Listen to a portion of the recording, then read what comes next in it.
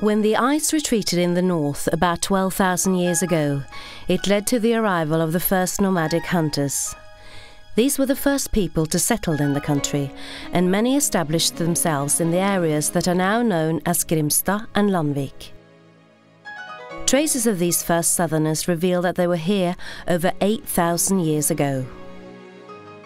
Later came the arrival of another group of people who brought with them the knowledge of sowing, cultivation and husbandry, leading to the foundation of the first permanent farms. On Tjore, the earth was fertile, and it was here that the first farm was raised between 5,000 to 6,000 years ago. Over 13 ancient settlements have been found from this period near the beach area.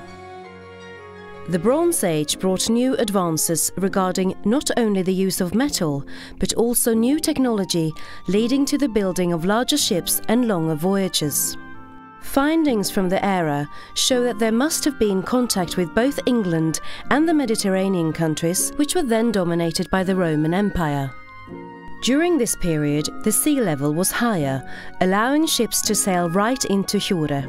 Here they sailed past their ancestral burial mounds, which marked the route to the farm by which to sail the gate that had enough room, known today as Holds Point. Today, this small stream is the only reminder that remains of the old sailing path. But the names from the time live on in Snekkjebakken, Promfjellet, Tangvoll and Sjømoen, names that bear witness to the times when the ships sailed here. During the Iron Age, a hill fort was built on the mountain Tjoresteinen to defend the people and livestock. The evidence left by these first settlers is far more prominent and abundant. Johan Bernard Ugland can point to several graves and burial mounds that are found on Tjore, including here between Snekkjebakken and Sjømoen. And in the woods, close to the new E18 motorway past Tjore, is evidence of an assembly point known as Thingsted, found by a chief circle pit. The Tjore family belongs amongst the earliest Norwegian noble families described. These were named Vikan and Vatnar, and were the ancestors of Harald Edge King, Queen Åsa and Halfdan the Black. This family was closely related to shipping. Life revolved around Strandfjorden, and they sailed from here out into the world to return home with implements, seeds, breeding animals and treasures. Findings from the Slemdals treasures testify to the prosperity of this time. Merchandise arrived at Strandfjorden, while dried fish, soapstone, stones and skins were exported from there.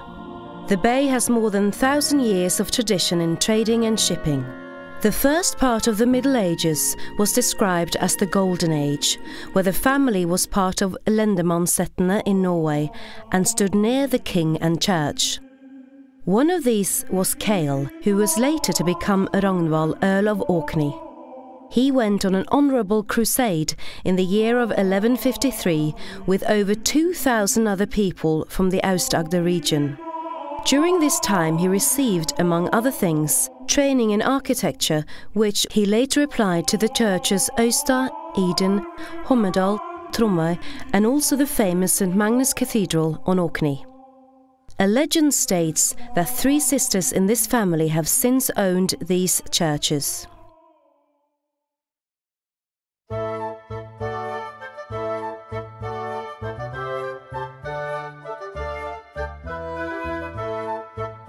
The farm is first mentioned in written form to John Hogli ved Tjore, who was the Sveite chief in the king's fleet. Later, in 1273, Tjorum is mentioned in connection with the trade in cattle. Towards the mid-1500s, Ån on Tjore is referred to in connection to a comprehensive period of combat ship buildings in the Strand area on the Hegdekjær site. In 1555, farmers had promised the king to build and complete a fleet of ships for him, but were unable to complete them in the allocated time. The king sent manpower and shipbuilders to the fjord, where at least 7 ships were built for naval service. In 1560, the vessel the Golden Lion stood completed. But the most famous and largest ship, with her 1,500 crew, the biggest vessel of her time, was the St. Oluf's. In other words, Hegdekær was the first location in Norway where there is evidence of persistent shipbuilding, specifically for war and combat.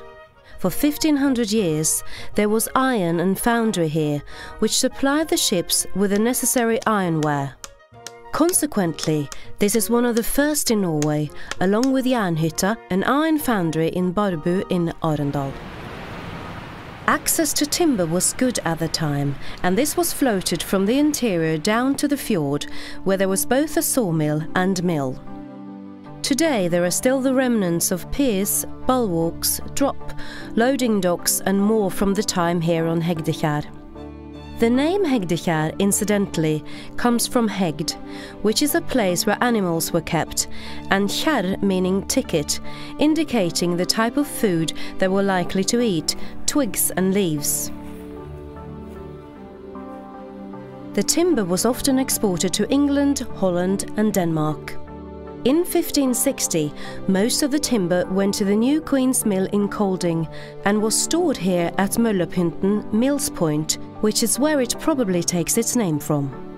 During this time, there was a diverse range of different businesses, from trading houses, inns, tax collectors, sheriff, sawmills, mill and shipyard here. At the same time, there was 4 to 5 noble Danish officials around the fjord. At the museum on Hegdekær, there are a number of models and exhibits of remnants that describe the times and the contacts that were forged around Europe during that period. Towards the end of the 1700s, Jens Olsen Støle established the Støle Yards. Until 1859, he and his sons built more than 30 ships here, making it one of the most productive shipyards in the area.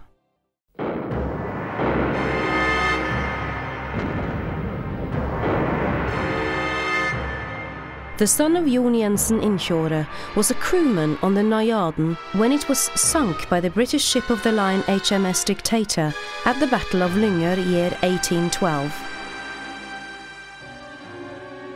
He survived and became Landvik's first mayor in 1837. Over the years he sailed as skipper on several of the family's ships, and it is his navigation tablet that was laid as the foundation for the new University of Agder.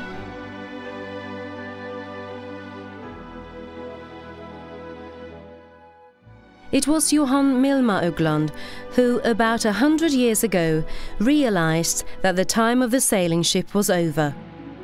By the 1930s, the Ugland fleet consisted only of modern, engine-powered steel ships. Andreas K.L. Ugland developed the company further, but it became clear that his son Johan Bernhard wanted to be a farmer. But before that, he would see the world, like the generations before him had done.